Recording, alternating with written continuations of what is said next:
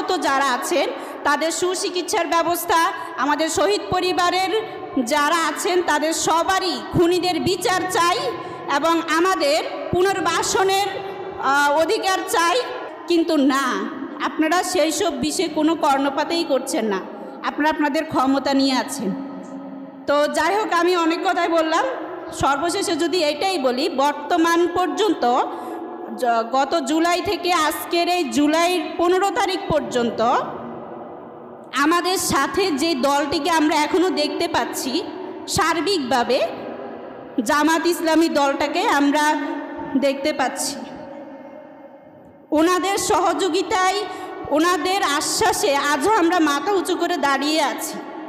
আমরা একটা আশ্বাস পাই যে না, পরবর্তীতে আমরা যদি ওনাদেরকে পেয়ে থাকি তাহলে আমাদের সব বিষয়ে সুব্যবস্থা থাকবে এবং আমাদের বিচার নিশ্চিত হবে।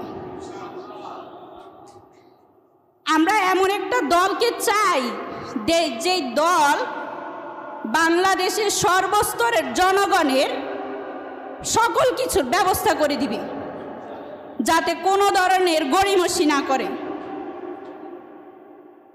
এবং বর্তমানে আপনারা সবাই চোখ খুলে ভোট দিবেন, অন্ধ চোখে ভোট দিবেন না। অতীতকে ভুলে গিয়ে অতীতের যেই ঘটনা আছে সেগুলোকে আপনারা ভুলবেন না, দুঃখিত, ওগুলোকে মাথায় রেখে বর্তমান কোন দলকে নির্বাচন করবেন সেটা অবশ্যই আপনাদের সবার মাথায় রাখা উচিত।